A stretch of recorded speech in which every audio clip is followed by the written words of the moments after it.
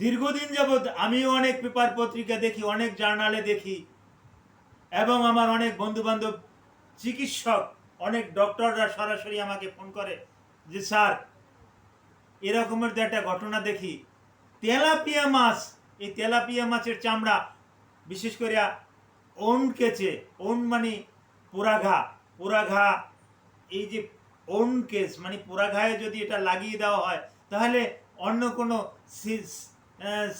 Silver nitrate বা ওই মুপিরুচি neomycin sulphate অর্থাৎ কোনো অ্যান্টিবায়োটিক বা এ জাতীয় কোনো ফ্যাসিটিক অ্যাসিড এ জাতীয় কোনো অ্যান্টিবায়োটিক দেওয়ার দরকার হয় না। শুধু চামড়াটা লাগাই দিলি, ওই তেলাপিয়া মাছের চামড়াটা লাগাই দিলি এতে ভালো হয়ে যায়। এরকমের কিছু প্রতিবেদন আমি দেখেছি, আমি নিজেও কিছু পড়েছি। ব্রাজিলে কিন্তু এই চিকিৎসাটা মোটামুটি প্রচলিত, দীর্ঘদিন যাবৎ প্রচলিত। ওখানে বেশ কিছু চিকিৎসকরা এটা দাবিও করেছে যে এর ভালো একটা ফল পাওয়া যাচ্ছে। কিন্তু একটা গুরুত্বপূর্ণ কথা হলো ওয়ার্ল্ড হেলথ অর্গানাইজেশন এটা এখনও অনুমোদন দেয় নাই। সুতরাং এ ব্যাপারে আমি ধরাবাঁধা কিছু বলতে পারবো না। ওয়ার্ল্ড হেলথ অর্গানাইজেশন এ ব্যাপারে একটা ধারণা দিলে তখন আমি ওইটা পড়বো, ওই গাইডলাইনটা আপনাদের কাছেও আমি প্রকাশ করব।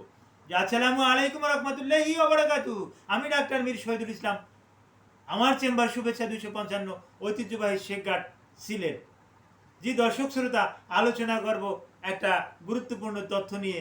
তথ্যটা হলো তেলাপিয়া মাছের চামড়া, এইটা পুরা গায়ে দিলে, ওন কেসে দিলে, বার্নিং সেন্সেশন যেখানে, বার্নিং কেস যেখানে, সেখানে দিলে এটা ভালো হয়ে যায়, কেউ কেউ দাবি করে। এটা আসলেই কি সত্য? জি দর্শক শ্রোতা, আমি একজন চিকিৎসক, আমি ওয়ার্ল্ড হেলথ অর্গানাইজেশনকে ফলো করি, হ্যাঁ, আমি ইউএস এফডিএ কে ফলো করি। ইউএস এফডিএ এখন পর্যন্ত এটা একটা ভালো তথ্য দেয় না। ওয়ার্ল্ড হেলথ অর্গানাইজেশন ডব্লিউএইচও এ সম্পর্কে কোনো একটা তথ্য দেয় না। সুতরাং তথ্য দেয় না, সুতরাং এটার উপরে আমি একটা ভিডিও তৈরি করতে পারি না, আর সুতরাং এটা আমি প্রয়োগও করতে পারি না। যদিও জানি যে ওই তেলাপিয়ার মাছের ভিতরে, বিশেষ করে চামড়ার ভিতরে কোলাজেন নামে একটা উপাদান আছে। এই কোলাজেনটা ত্বকটা ভালো রাখতে সহযোগিতা করে, ত্বকটাকে ফ্রেশ রাখতে সহযোগিতা করে, ত্বকটাকে মসৃণ রাখতে সহযোগিতা করে।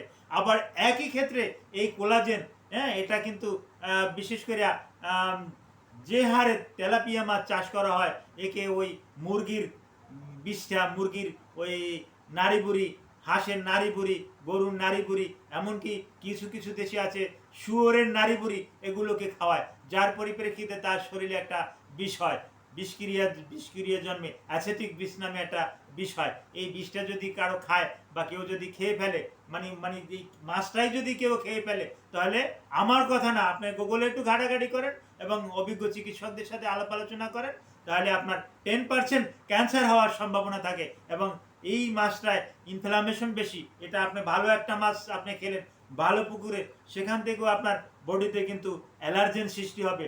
আমরা কিন্তু নিষেধ করি, যাদের অ্যালার্জি আছে তারা ভুলেও তেলাপিয়া মাছ খাবেন না। যাদের ওই সিওপিডি আছে, অ্যাজমাটিক সিমটম আছে, তারা তেলাপিয়া মাছের ধারে কাছেও যাবেন না। তেলাপিয়া মাছে এরকমের ক্ষতি করে। সুতরাং এটা আলোচ্য বিষয় ছিল তেলাপিয়া মাছ ওন কেচে, বার্নিং কেচে, বার্ন কেচে, পোড়া ঘায়ে এটা যে কতটা কাজ করতে পারে, এটা বিভিন্ন জার্নালে যদি বলেও, জার্মান থেকে যদি বলেও, হ্যাঁ, ইউরোপ থেকে যদি বলেও, ততক্ষণে পর্যন্ত আমরা এটা আমলে আমরা নিতে পারি না, যতক্ষণ পর্যন্ত ওয়ার্ল্ড হেলথ অর্গানাইজেশন এটাকে স্বীকৃতি না দেয়। কারণ ওয়ার্ল্ড হেলথ অর্গানাইজেশনের স্বীকৃতিটাই আমাদের স্বীকৃতি। United state food and drug administration সেও কিন্তু এ ব্যাপারে কিছু বলে নাই যে এই কোলাজেনটা, হ্যাঁ, স্কিনটাকে প্রোটেক্ট করবে। কিন্তু জার্মান কিন্তু এরকম একটা তথ্য দিচ্ছে, কিন্তু এই তথ্যের উপরে ভিত্তি করে আমরা কেউ আপনাকে একটা অ্যাডভান্স কিছু বলতে পারি না। তো আমার ভাষ্য হলো এই, যেহেতু একজনে একটা ভালো চিকিৎসা পাচ্ছে, ভালো একটা ফল পাচ্ছে, ওই তেলাপিয়া মাছের চামড়া দিয়ে ভালো ফল পাচ্ছে, কিন্তু তাই বলে আমি তো এই সম্পর্কে আমার ধারণা নাই, আমি পুরোপুরি ধারণা না নিয়ে আমি আপনাকে একটা তথ্য দিতে পারি না। আমি দেখতেছি সে ভালো হচ্ছে, কিন্তু তাই বলে তো আমি দিতে পারি না। আমি দেখতেছি একটা লোক ড্রিঙ্কিং করছে, ড্রিঙ্কিং করে ভালো ভালো আছে, তাই বলে ড্রিঙ্কিং এর অনেক খারাপ দিক আছে, তাই বলে তো আমি আপনাকে বলতে পারি না যে উনি তো ভালো আছে। আপনিও একটু ড্রিঙ্কিং করে দেখেন না, আপনি ওই কোমল পানীয়টা পান করেন না, না, এটা আমি বলতে পারি না। আশা করি আমার কথাগুলো অত্যন্ত গুরুত্ব সহকারে আমিও বলছি, আপনারাও অত্যন্ত গুরুত্ব সহকারে শ্রবণ করছেন। আর আমার এই কথাগুলো শ্রবণ করলে আপনারা নিশ্চয়ই কিছু শিখতে পারবেন। আর আমার ভিডিও দেখে আপনারা কিছু শিখতে পারবেন না, তাহলে আমার এই ভিডিও করে লাভ কি? আমি চাই আমার এই ভিডিও দেখে আপনি কিছু শিখুন, আপনি কিছু জানুন। হ্যাঁ, তো হ্যাঁ, এই তেলাপিয়া মাছ যাদের বিভিন্ন রকমের অ্যালার্জি আছে, বিভিন্ন রকমের সিওপিডি আছে, হ্যাঁ, সিওপিডি আছে, এসি মানে acute exacerbation of chronic bronchitis আছে, ব্রঙ্কাইটিস আছে, ব্রঙ্কাই অ্যাকাটিসিস আছে, এরকমের রুগীরা বলেও তেলাপিয়া মাছের ধারে যাবেন না, কারণ এরকমের রুগীরা খেয়ে কিন্তু আমার কাছে আসছে। হ্যাঁ, তারপর আসে ওই আর একটা রোগ, যেটা ওই আর্টিকেরিয়া, এই আর্টিকেরিয়ার মতন রোগ কিন্তু আমরা বেশি বেশি করে দেখতে পাই। তেলাপিয়া মাছ খাওয়ার পরিপ্রেক্ষিতেই আমবাদ শুরু হয়ে যায়, আর্টিকেরিয়া শুরু হয়ে যায়। তো এই তেলাপিয়া মাছ একটু সাবধানে খাবেন। আমি খেতে নিষেধ করছি না, একটু সাবধানে খাবেন, চিন্তা ভাবনা করে খাবেন। আর এই মাছে প্রোটিনের পরিমাণে কিন্তু একটু কম থাকে, যার কারণে এটার উপরে আমরা নিরুৎসাহিত এক রকমের করেও থাকি।